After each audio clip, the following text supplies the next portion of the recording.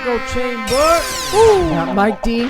Echo Chamber. Bad, not good. Oh. Live in the studio. Super secret, undisclosed location. Yeah. In the Los Angeles, California area. Ooh. You guys are going to play some live music. Mm-hmm. But right now, we've got a special, not bad, not good music, but bad, not good selections from the selection From the genre. archive, yeah. From the archive. From the exactly. selector Well, machine. I like that Yeah. word, archive. Yeah. We picked a song by the artist Steve Kuhn, The Meaning of Love. I feel like we should have been just talking over it. But I do not want to be very disrespectful to Mr. Steve Kuhn. I think it's okay to kind of like talk over this vibe. Yeah, for sure. It's kind of like a F's with playing with the record, play the record, and talk over it vibe. 100%. Now, Steve Kuhn, where is that in the Bad, Not Good canon? Obviously, you guys can all sing the vocal parts Yes. for the entire song. That's a deep extensively. I mean, once you just kind of hit play and let it go, it's like, just takes you to that vibe, that kind of energy. It's magical. That's what we're about here on the Echo Chamber, the magic moments, people. Yeah, we're starting real strong. That's why we... Oh, yeah. Yeah. Woo! Picking the tempo up, people. I do not know how to say this artist's name. Arthur Farokkai, yeah. Farokkai? Yeah. What was the special moment when you guys first discovered who Jeez. is this record? Which record collector's house were you in?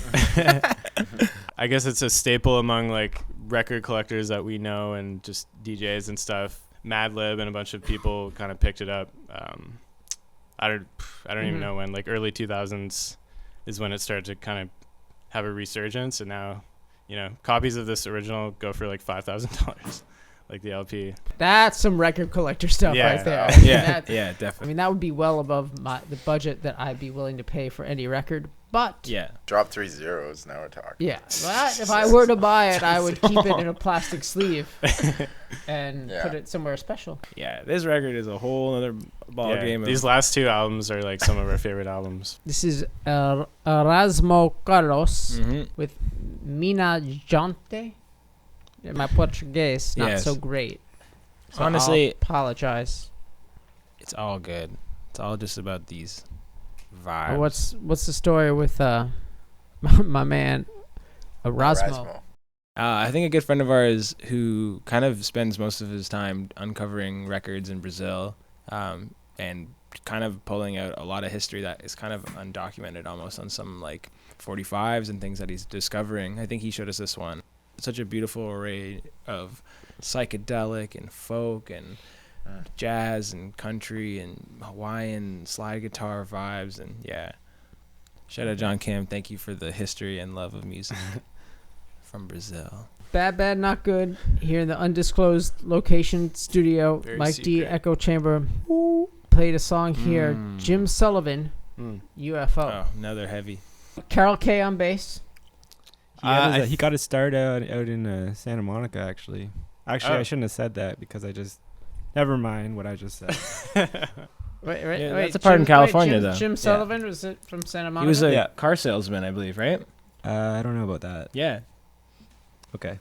Cool. He was. Take your word for it. Yeah, he was Wait, so definitely. how did a car salesman get into the studio with the Wrecking Crew, one of the best session bands ever? Well, he sold cars with his album, his demo in it. I think he was just like gigging, doing his thing, trying to get out there, and then somehow ended up getting a deal and like got a big budget, obviously, to get like the Wrecking Crew and a bunch of arrangers and stuff, and made a beautiful album. And another element of this whole story is that after, I don't know when, but he drove into the desert and he has been missing. Apparently he got a hotel room or something in New Mexico or something, and then he went out to go get a bottle of vodka or something, and then he got in his car and then he drove somewhere, and no one has ever seen him since, and he never checked out of the hotel or anything, or motel. Yeah, just not. He was the only thing. Yeah, they had like his room with Hello, all of his people. stuff. I'm gonna make this very point out the obvious. I mean, the song. Yeah, the UFO. album called UFO. Yeah. Whoa. Yeah, he's singing what about. happened. I know it's so obvious, or at least he wanted to make it seem that way. So this is kind of lame, but I played a song called UFO, which is not You didn't from plan that? somebody from Santa Monica, California, but it's from a group from New York City, where I am from. Three One that of my favorite groups of all time, ESG. Mm-hmm. Favorite here on the Echo Chamber. I think in a way I almost could play ESG on every show. Oh, cool. I mean, I guess then eventually I'd go through all the songs, but there's a lot of good ESG songs. Can you turn it up a little bit? Because yes, Thanks. I got that. I have This that is sweet. power. Oh, ain't no half stepping. Yes, Big Daddy Kane. Ain't no half stepping. Ooh. Sample. Give it to me, selector. Meditations on integration. It's a Leland Whitty exclusive pick. Yeah, beautiful Well, song. Leland, there's a lot of different Mingus cuts. One.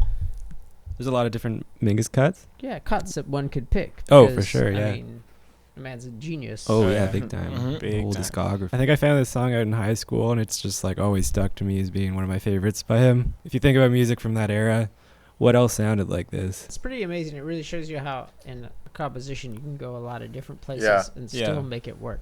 Yeah, For sure. absolutely. A lot of discoveries were made and shared today. Yeah. Pretty Yeah, I special. know. Yeah, for sure. totally.